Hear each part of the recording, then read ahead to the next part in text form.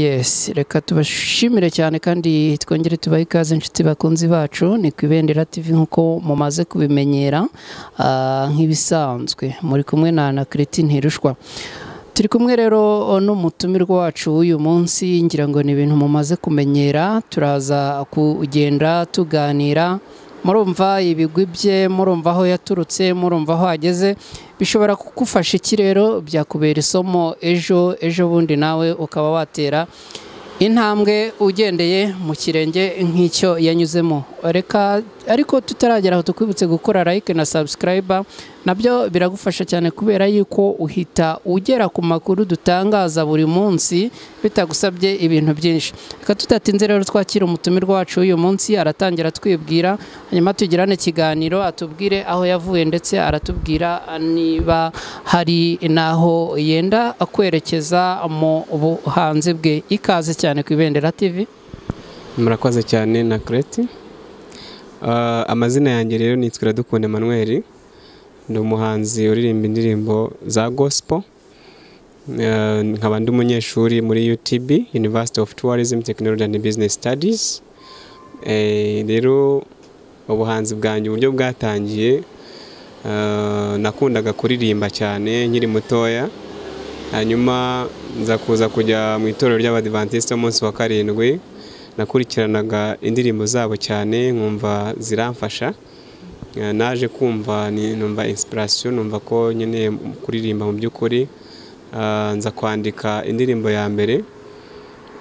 Indirimbo ya mbere narayanditse ariko nanone ntiyumvamo neza ko nzaba umuhanzi, ariko uko byaje kuza neza naje guhura n'umuvandimwe bita Théoneste Mbarushimana, niwe wamfashije kwinjira muri kariya y'umuziki neza. Nararirimbye umunsi umwe turi mu rusengero, arangije aravuga ati umuvandimwe ndabona uri umuhanzi, birantungura cyane kuko nari ntarasohora n'indirimbo n'imwe, ariko ko yenda ugera aho ngaho reka abantu babanze bamenye ngo uwo turi kuganira no musore yavukiye aha n'aha, yenda se yavukiye igihe kingiki, atuye hehe, babanze bamenye neza mu by'ukuri uriwe. Murakoze cyane. Iradukunda Emmanuel rero ni umwana wakuriye cyangwa se wavukiye i Rusizi mu murenge wa Bugarama, umudugudu ni Nyange, akagari ni Nyange, umurenge wa Bugarama, akarere ni aka Rusizi. Ubu nkaba ntuye i Kigali muri Kimihurura, umudugudu ni Gasange, akagari ni Rugando, umurenge ni Kimihurura. Ndumva ari ibyo ngibyo. Noneho rero wahita noneho winjira muri cya gice wari ugezemo, ukatwinjiza mu by'ukuri mu buhanzi bwawe uko bwaje, uko byatangiye. Murakoze cyane. Ubuhanzi bwanjye uko bwatangiye, natangiye mu by'ukuri ntazi ko bizavamo, ariko ngiye nkumva nyine nkunze kuririmba cyane. Naririmbye muri korali, naje guhimba indirimbo muri korali turi kumwe n'umuvandimwe bita Gerishomu, hanyuma nza kwandika indirimbo ya mbere, ariko ntabwo ariyo nabashije guhita ndirimba. Naje guhura n'umuvandimwe witwa Théoneste Mbarushimana, ari kuririmba, yari yatumiwe ahantu muri Nayote, yari Kimironko, hanyuma yari yatumiwe na Rihanitse Baganza. Rero nanjye nza kuririmba akaririmbo gato cyane, umuvandimwe aravuga turi umuhanzi, kandi nari ntaraba umuhanzi mu by'ukuri, ariko niyumvishemo nyine ko bitewe n'icyizere yampaye numva ko nanjye naba umuhanzi. Yansabye rero ko twaririmbana indirimbo kugira ngo wenda mbashe kumenyekana, nanjye narabyubahirije, turafatanya. Nakoze indirimbo yitwa Imirindi, ndamuhamagara nk'umuvandimwe, turayinonosora, umuhereza featuring. Ni ubwo buryo rero natangiye nkora indirimbo yitwa Imirindi, ariko mu by'ukuri nayikoze ntari niyumvamo ko nshobora kuba umuhanzi, ariko maze kuyishyira hanze nibwo naje gusobanukirwa ko impano yanjye koko ndamutse nyishizemo ingufu yazagira ikimfasha, ikanteza imbere ndetse igafasha n'abanyarwanda benshi. Ubwo icyo gihe hari mu wuhe mwaka niba yenda ubasha kubyibuka? Mwaka dutangira kugira icyo cyifuzo hari mu mwaka wa 2017, nibwo nari ngiye gutangira mu wa mbere muri kaminuza.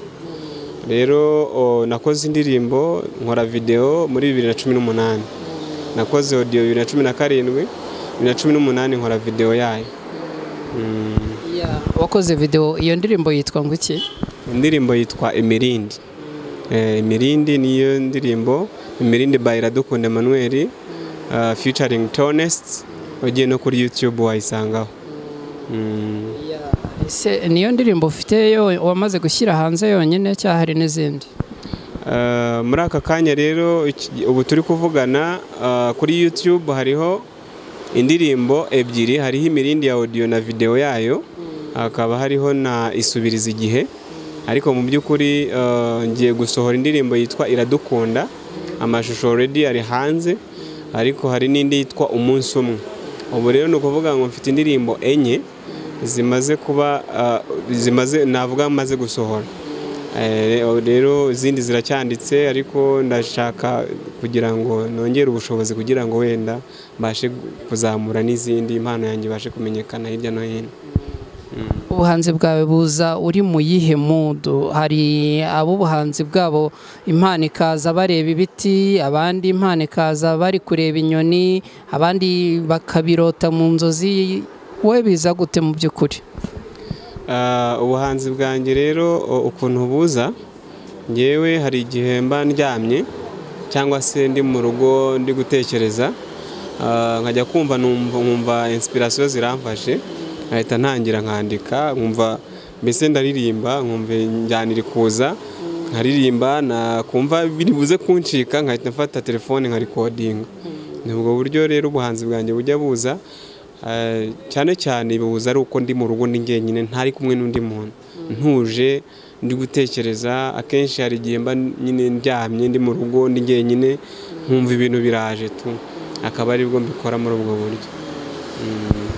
Reka tuguhe akanya, abadukurikiye bakeneye kumva ijwi ryawe riri mu ndirimbo, yenda bahitiremo agace gatoya, yaba ziri izamaze gusohoka, yaba izuteganya gusohora, bumva agace gatoya ubaririmbira mu ijwi ryawe. Yes, hari iyo ngiye gushyira hanze ivuga ngo Iradukunda, izina ryanjye ishobora kujyaho uyu munsi nijoro cyangwa se ejo bundi, ejo cyangwa ejo bundi. So Iradukunda iravuga ngo Imana yacu iradukunda, ntabwo izigera na rimwe iduhana, kubera yuko iduhetse ku mugongo. Imana yacu iradukunda, Imana yacu iradukunda, ntabwo izigera na rimwe iduhana, kubera yuko iduhetse ku mugongo. Imbizi za buruyenzi ikiduhetse.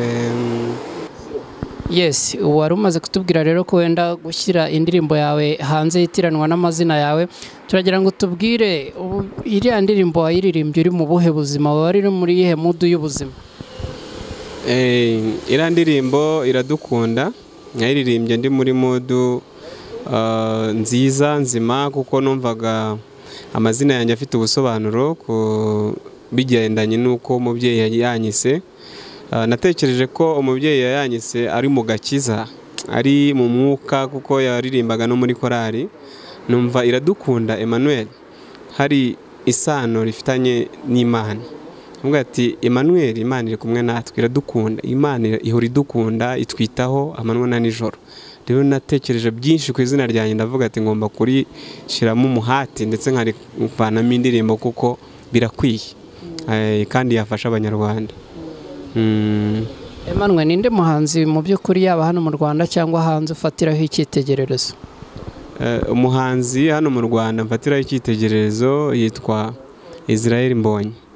Israel MBONYI buriya aririmba neza, iyo mukurikiranye mu indirimbo ze ubona aririmba harimo umwuka wera. Iyo ahanga haba harimo agakiza, wumva mbese aririmba ikagukora ku mutima. Namukunze rero ntari nanamumenya, ntari nazi Kigali, ndi Rusizi, numvaga indirimbo ze nkumva aramfasha cyane. nibwo buryo rero nahisemo kugenda namukurikira kuri YouTube, ndamukurikira cyane, aririmba neza cyane, ndamukunda.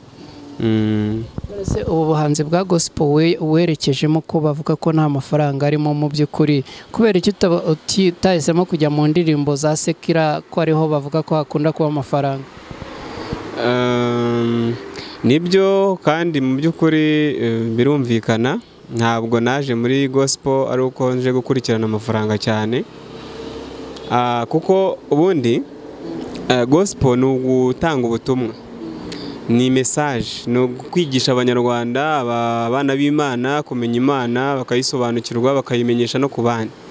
Rero ngewe purpose yanjye ntabwo ari amafaranga, wenda nubwo n'amafaranga ashobora kuza, ariko intego nyamukuru ntabwo ari amafaranga, ahubwo no kugira ngo twigishe abantu ijambo ry'Imana binyuze mu ndirimbo. Abantu bajya bavuga ko iyo umuntu aririmbye ubusenze inshuro zirenze imwe. Rero mu by'ukuri kuko ubikurikiye, iyo wumva indirimbo igufasha cyane kurusha n'ijambo ry'Imana. Iyo uri umuntu ukunda indirimbo z'Imana ukazumva neza mu gihe ufite umwanya, ziragufasha, ugasanga ugize ukwegerana n'Imana cyane kurusha uko wakumva ijambo ry'Imana riri kuvuga. Kubera ko akenshi baba bumva ribarambira, mbese rigatwara umwanya munini, ariko iyo wumva indirimbo ntabwo urambirwa. Uri umuntu ukunda indirimbo, niyo mpamvu ushaka gucisha ijambo ry'Imana mu buryo bw'indirimbo kugira ngo abantu babashe kwisobanukirwa, bamenye iyo ariyo, bamenye iyo bakorera iyo ariyo. Ni muri ubwo buryo rero nahisemo, ntabwo ari ukuvuga ngo ni amafaranga. Iyo nkivuga ngo ni ugukorera amafaranga, nanjye of course nari kujya mu masekira, kuko abantu benshi iyo bakorera amafaranga nibyo bajyamo, kubera ko iririmba no mu kabari hirya no hino hatandukanye, ntabwo abatinya kuririmba habonye hose, apfa kuba hamuzanira inyungu. Ngiye rero ntabwo ari ibyo ngibyo, si inyungu ngambiriye cyane mu ijambo ry'Imana, ahubwo nuko shaka kwigisha abantu ubutumwa bwiza.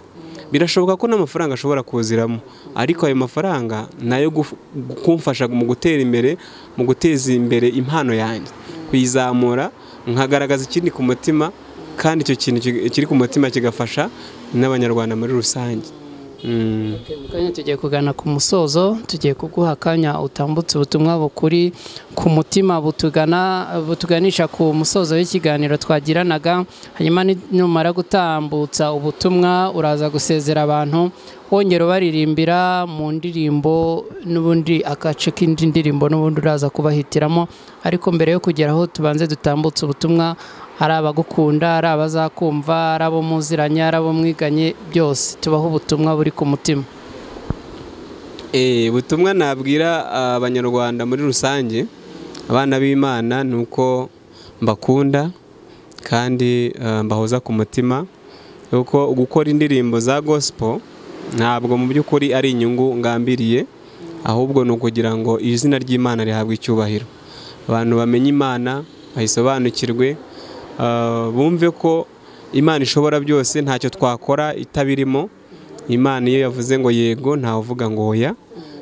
Iyo yemeye kujya hejuru ujya hejuru, kandi iyo yemeye kujya hasi ujya hasi. Niyo itanga byose rero, ivubura imvura abeza n'ababi.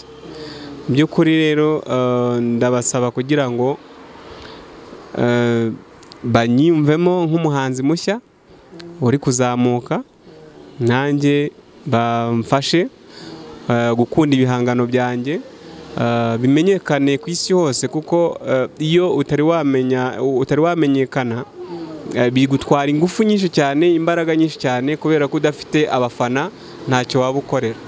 Ndasaba rero abantu bankurikira bazakore subscribe kuri channel yanjye yitwa Emi Iradu, cyangwa se wanditsemo ubundi Iradukunda Emmanuel, ni direct bahita bakoriyanta ku ndirimbo zanjye. So channel yitwa Emi Iradu, ariko biramutse bikugoye wakoresha nk'indirimbo yanjye imwe, Imirindi by Iradukunda Emmanuel, Isubiriza igihe by Iradukunda Emmanuel, anytime any song nk'iyo ngiye gushyira yitwa Iradukunda by Iradukunda Emmanuel, biroroshye. Rero amazina yanjye ni yandi, ntabwo nshaka kujya mu yandi mazina yandi ntazi, ariko amazina yanjye ni yandi ngomba gukoresha, kuko ndayakunda cyane kandi nizeye ko Imana izangirira neza. So reka rero tubaririmbire akandi gace k'indirimbo wumva wabahitiramo ubundi tuze tugana ku musozo. Hari indirimbo mfite yitwa Isubiriza Igihe. Isubiriza Igihe iravuga ngo akarefure karavuga ngo Mana yacu isubiriza igihe, Imana yacu isubiriza igihe, Mana yacu isubiriza igihe, iyo bikomeye iraseruka.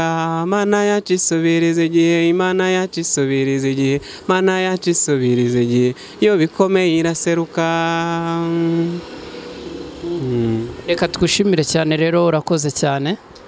Murakoze cyane, nanjye ndabashimiye anakrete kandi mwakoze. Kubona ubwitange nk'ubu ngubu nta handi wapfa kububona usibye umuntu urimo umwuka w'Imana, kuko kugira gufasha ni inzira y'iterambere.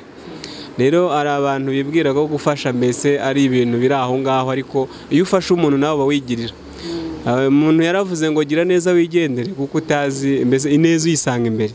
Ntabwo ugiriye neza ari uzakugirira neza, ahubwo birashoboka ko yakugirira neza, ariko hari n'abandi bakugirira neza bitewe n'uko Imana yibutse ya neza wagize.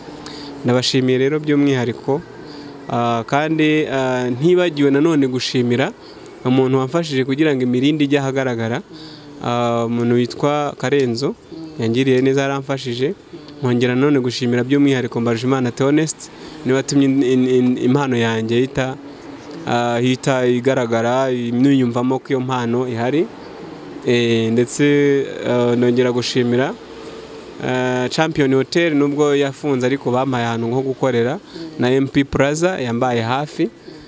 Ndabashimira cyane, Imana ibahe umugisha.